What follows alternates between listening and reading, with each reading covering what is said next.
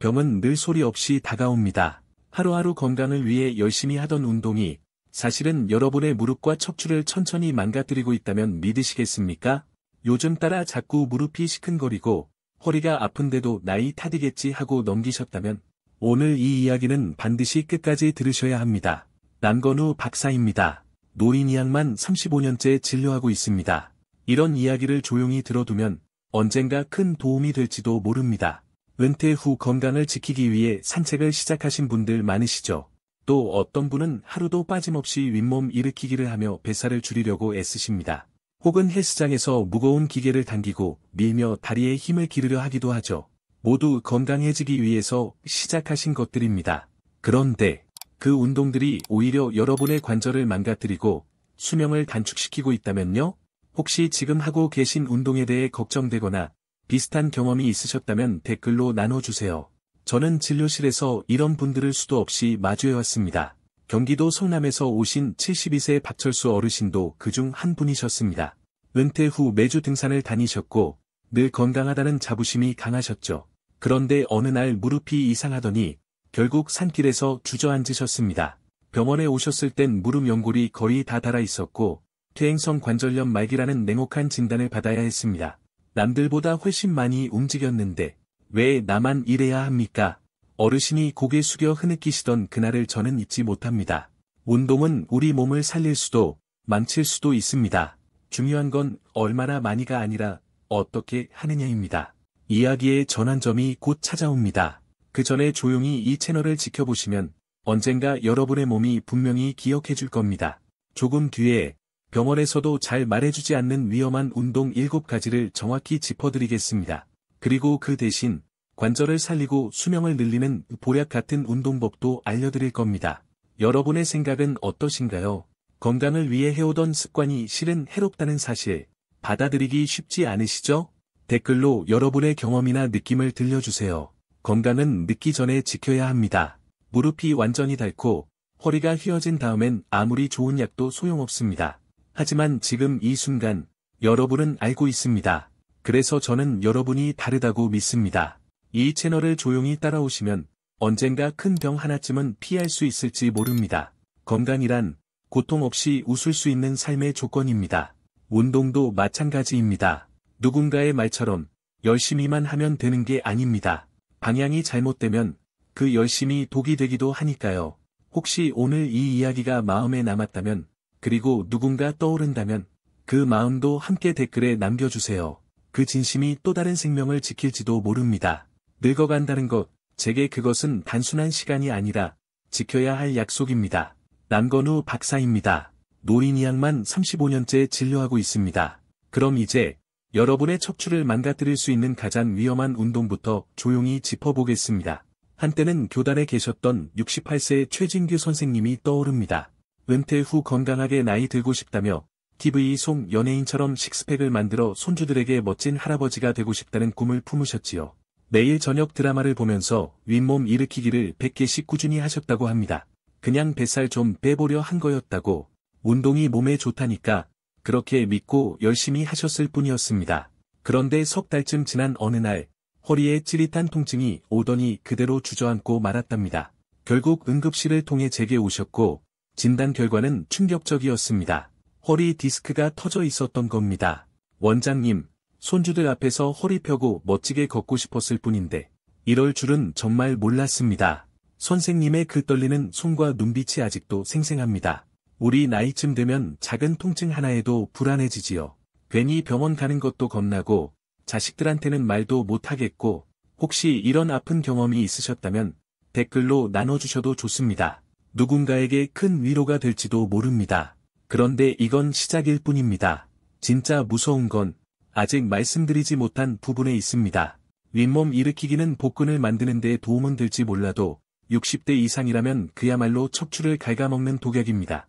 젊을 땐 잘 버티던 디스크가 나이 들수록 수분이 빠지고 딱딱해져 있습니다. 이런 상태에서 반복적으로 허리를 구부리는 건 야른 종이를 계속 접는 것과 같습니다. 결국 찢어지고 안에 있던 수액이 신경을 누르게 되죠. 연구에 따르면 윗몸 일으키기를 할 때 허리에 가해지는 압력은 340kg에 달한다고 합니다. 이는 성인 남성 4~5명이 허리에 올라탄 것과 같은 충격입니다. 하지만 방법이 없는 건 아닙니다.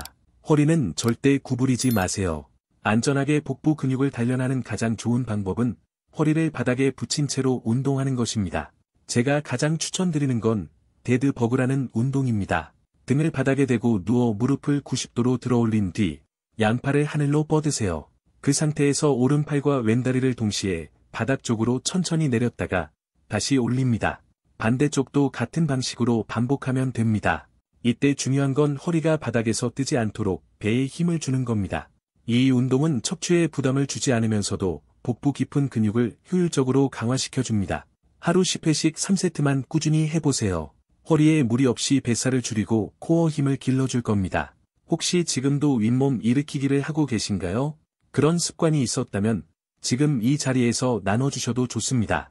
그 경험이 또 다른 누군가를 살릴 수 있습니다. 그리고 다음으로 많은 분들이 목이 뻐근하다고 할 때 자연스럽게 하는 습관이 있습니다. 바로 목 돌리기입니다. 이런 이야기가 어쩐지 내 이야기 같다 싶으시다면 조용히 이 채널을 지켜보셔도 좋겠습니다. 이순자 어르신은 그저 뻐근한 목 좀 풀어보려고 했을 뿐이었습니다. 매일 아침 뜨개질을 하며 조용한 하루를 시작하셨고 시간이 지나면 어김없이 목이 뻣뻣해졌지요. 주변에서도 다들 그렇게 한다기에 목을 크게 돌리는 게 당연히 좋은 습관인 줄만 알았습니다. 그런데 어느 날 평소처럼 목을 돌리던 순간 뚝 하는 소리와 함께 팔끝까지 전기가 오듯 찌릿한 감각이 퍼졌다고 하셨습니다. 그땐 그냥 담이 심하게 온 줄만 알았어요. 파스를 붙이고 며칠 지나면 괜찮아지겠지 싶었죠. 하지만 시간이 갈수록 팔의 감각이 둔해지고 젓가락질조차 어려울 만큼 힘이 빠졌습니다. 결국 딸의 손에 이끌려 병원에 오셨고 진단은 경추추간판 탈출증, 그중에서도 신경근을 압박하는 심각한 상태였습니다. 그냥 목 좀 풀어보려고 했던 건데 이렇게 팔을 못 쓰게 될 줄은 정말 몰랐어요. 어르신의 그 말에는 억울함과 후회, 그리고 두려움이 섞여 있었습니다. 평생 건강하게 살려고 애썼는데 왜 이런 일이 생겼는지 참 억울했어요. 예전엔 목이 뻐근하면 대충 돌려도 시원하고 괜찮았는데 요즘은 조금만 잘못 움직여도 큰일이 되더군요. 우리의 몸은 예전과 달라졌습니다. 그땐 몰랐습니다. 몸이 이렇게 예민해졌는 줄은. 예전엔 약도 대충 먹고 통증도 그냥 넘겼지만 이제는 아주 작은 습관 하나가 몸 전체에 영향을 미치는 나이가 된 겁니다. 그런데도 우리는 예전 기억을 붙잡고 살아갑니다. 왕년엔 괜찮았으니까 지금도 괜찮겠지. 그렇게 생각하며 무심코 따라하는 행동이 사실은 오늘 우리의 몸을 갉아먹고 있었던 겁니다. 이순자 어르신의 이야기를 들으며 다시금 느낍니다. 병은 갑자기 오는 것 같지만 사실은 아주 오래전부터 천천히 자라고 있었다는 거요. 이야기가 낯설지 않으셨다면 잠시 마음을 나눠주셔도 괜찮습니다. 누군가의 경험이 또 다른 이의 길잡이가 될 수 있으니까요. 그리고 또 다른 어르신이 떠오릅니다. 인천에 사시는 71세 김용호 어르신. 예전부터 허벅지 근육이 튼튼해야 무릎을 지킬 수 있다는 말을 들으셨고 그래서 헬스장에 갈 때마다 레그프레스 기계에 앉아 100kg이 넘는 무게를 힘껏 밀어내셨습니다. 그래도 왕년엔 힘 좀 썼지 하시며 땀을 흘리는 그 순간이 자신이 여전히 건강하다는 증거 같아 뿌듯하셨다고요. 하지만 그 뿌듯함은 오래가지 않았습니다. 두어 달쯤 지나자 운동을 하지 않는 날에도 무릎이 욱신거리고 시큰거리기 시작했답니다. 병원에 갔을 땐 이미 많이 늦어 있었더라고요. 그날 이후로 저는 방법을 찾기 시작했습니다. 정말 몸을 지킬 수 있는 길이 있을까 싶어서요. 이런 이야기는 어디 가서 듣기도 어렵죠. 도움이 되신다면 조용히 이 채널을 챙겨보셔도 좋겠습니다. 건강하다고 생각했던 분이었는데 어느 날 갑자기 쓰러지셨습니다. 김용호 어르신은 늘 운동을 챙기셨던 분이셨습니다. 무릎에 좋다는 이야기를 듣고 일부러 허벅지 근육을 키우려고 매일 헬스장에 가셨습니다. 그 마음은 충분히 이해가 됩니다. 자신을 지키고 가족 앞에서도 당당하고 싶었겠지요. 그런데 무릎이 좋아지기는커녕 계단을 내려갈 때마다 힘이 풀리고 마침내는 연골이 찢어졌다는 진단을 받으셨습니다. 무릎에 좋다길래 한 건데 이게 무릎을 망가뜨리는 운동이었다니요? 참 억울하다는 말, 얼마나 마음 아픈 이야기입니까? 우리 나이쯤 되면 조금만 놓쳐도 크게 돌아오더군요. 늘 챙기며 살았던 분들도 조용히 다가오는 몸의 경고를 한순간 지나치면 그 대가는 너무나도 큽니다. 레그 프레스 운동은 분명 허벅지를 단련하는데 효과적입니다. 그러나 잘못된 자세와 무리한 무게는 오히려 관절을 무너뜨립니다. 무릎을 과도하게 굽혔다 펴며 생기는 압력, 그리고 자기 힘을 넘는 무게를 밀어내려는 고집은 결국 소중한 관절을 갉아먹는 독이 됩니다. 저도 환자분들을 보며 많이 배웁니다. 지나치기 쉬운 징후들이 있더라고요. 그때는 괜찮았던 동작이 어느 날부터인가 몸에 상처를 남기기 시작합니다. 헬스장에서 무거운 무게를 드는 것이 건강의 상징이라고 생각하셨을 겁니다. 하지만 진짜 건강은 무게에서 나오는 게 아닙니다. 정확한 자세, 그리고 내 몸을 아끼는 마음에서 시작됩니다.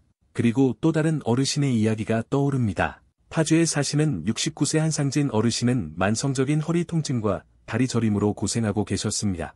아들이 효도 선물이라며 사준 거꾸리 기구에 매일같이 매달리셨죠. 거꾸로 매달려 있으면 허리가 펴지는 느낌이 들어 이게 디스크가 들어가는 거구나 싶으셨다고 합니다. 하지만 어느 날부터인가 머리가 터질 듯 아프고 눈이 빠질 것 같은 압박감이 느껴졌습니다. 얼굴에 실핏줄이 터지는 일도 잦아졌죠. 그리고 마침내 거꾸리에서 내려온 직후 한쪽 눈이 흐릿해지더니 거의 보이지 않게 되었습니다. 늘 조심하셨던 분이었습니다. 조금이라도 낫고 싶어서 매일 운동하시던 분이었습니다.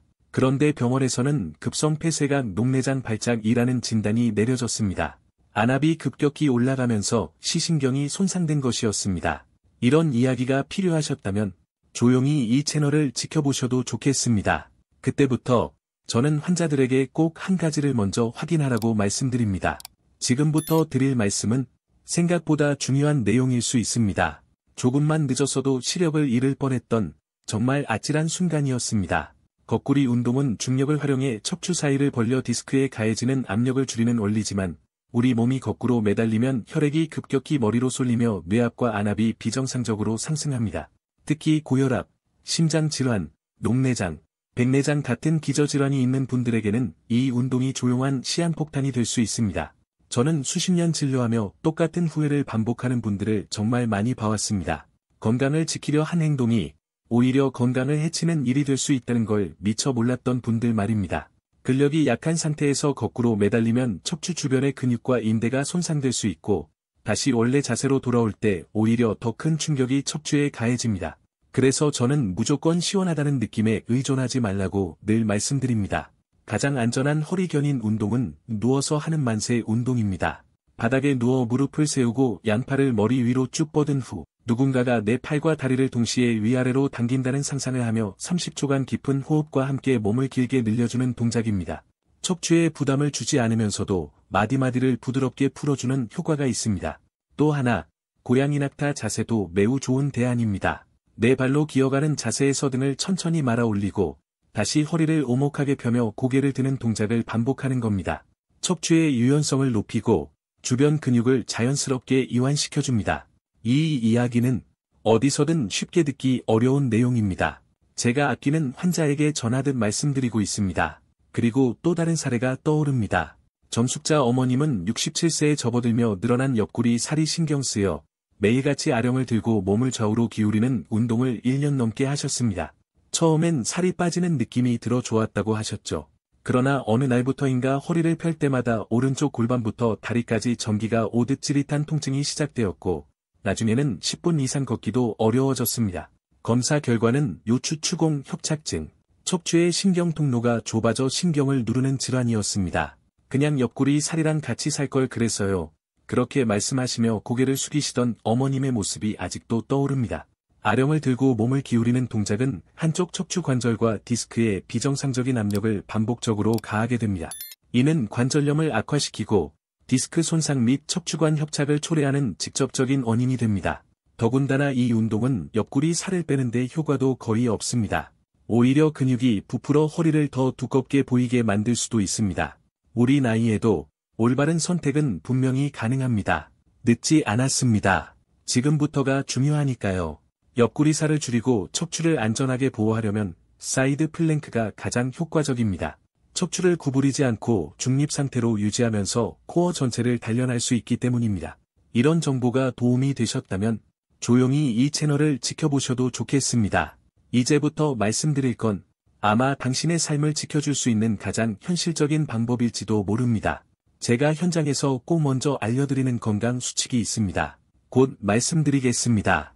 평생 건강을 지켜왔다고 생각했는데 어느 날 갑자기 쓰러지시는 분들을 저는 수도 없이 보아왔습니다. 서울 영등포구에 사시는 65세 이강현 아버님도 그중 한 분이셨습니다. 매일 아침 아파트 15층을 뛰어오르고 퇴근길에는 계단을 뛰어내리며 건강을 관리하셨습니다. 심장이 터질 듯 뛰어야 진짜 운동이지라는 말씀처럼 그분은 누구보다도 열심히셨습니다.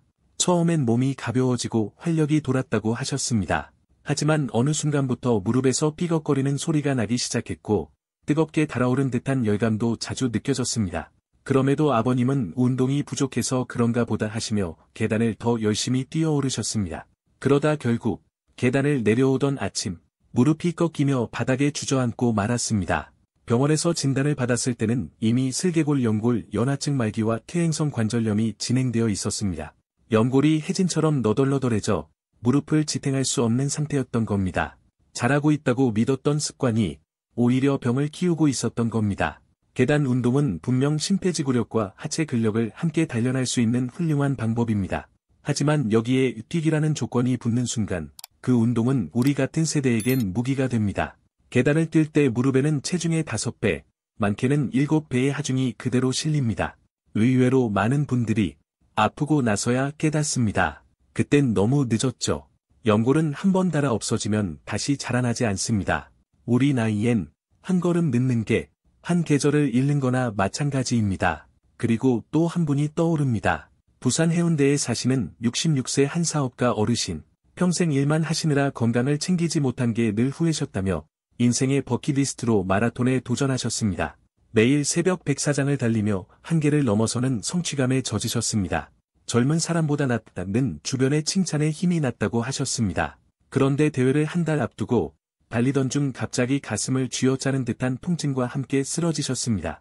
급성 심근경색이었습니다. 심장으로 가는 혈관이 막히며 심장 근육이 괴사되기 시작한 급박한 상황. 다행히 시민의 빠른 대응과 구조 덕분에 목숨은 건지셨지만 병상에 누운 그는 이렇게 말했습니다. 건강해지려고 시작한 달리기가 제 목숨을 앗아갈 뻔했어요. 정말 어리석었습니다. 마라톤, 장거리 달리기는 젊고 건강한 몸에겐 도전이지만 우리 세대에게는 위험한 시험입니다. 그 수만 번의 충격이 관절과 심장을 조용히, 그러나 확실히 무너뜨립니다. 이제라도 알게 되셨다면 그건 아직 기회가 있다는 뜻입니다. 이런 이야기를 자주 나눌 수 있다면 얼마나 좋을까요? 조용히 지켜보셔도 됩니다. 마지막으로 꼭 전하고 싶은 말이 있습니다. 들으시고 나면 분명 생각이 바뀌실 겁니다. 운동은 분명 몸에 좋은 보약이 될 수 있습니다. 하지만 어떤 보약도 복용법을 잘못 알면 독이 되기도 합니다. 특히 우리 몸은 이제 예전과 다릅니다. 예전엔 괜찮았던 습관이 지금은 병이 되는 경우 저는 진료실에서 수도 없이 보아왔습니다. 운동으로 건강을 지키겠다는 마음, 그 자체는 참 귀합니다. 하지만 건강은 이 열심히보다 올바르게가 먼저입니다. 잘못된 습관을 몰랐던 것, 그건 죄가 아닙니다. 오히려 이제라도 알게 되셨다면 그것은 아직 기회가 남아있다는 뜻입니다. 제가 오늘 말씀드린 7가지 운동과 그 대안은 단지 병을 막기 위한 지식이 아닙니다. 몸을 아끼고 스스로를 소중히 여기는 태도입니다. 남에게 보여주기 위한 건강이 아니라 사랑하는 이들과 오래도록 함께하기 위한 건강. 그것이야말로 진짜 운동의 목적입니다. 수십 년 진료하며 저는 깨달았습니다. 건강 문제는 알면서도 미루는 순간 기회가 사라질 수 있습니다. 우리 나이에 하루의 실수가 10년의 후회로 돌아오기도 합니다. 그래서 저는 지금 여러분께 이렇게 말씀드립니다. 늦지 않았습니다. 오늘이 바로 평생의 건강을 다시 쓰는 첫날입니다. 이런 이야기를 자주 나눌 수 있다면 얼마나 좋을까요? 조용히 지켜보셔도 됩니다. 그리고 한 가지 더, 이 영상이 혹시라도 떠오르는 누군가에게 도움이 될 수 있다면 조용히 보내주세요. 어쩌면 지금도 모르는 사이 무리한 운동으로 몸을 상하게 하고 있을지 모릅니다. 사랑이란 때로는 말없이 건네는 작은 정보 하나에서 시작되니까요. 오늘 이 시간을 통해 스스로를 다시 돌아보셨다면 그것만으로도 참 잘하신 겁니다. 몸을 돌본다는 건 결국 자신을 사랑하는 방법을 배우는 일입니다. 무리 없는 발걸음으로 오래오래 걷는 인생을 살아가시길 바랍니다. 그 길 위에 저도 조용히 함께 걷고 있겠습니다.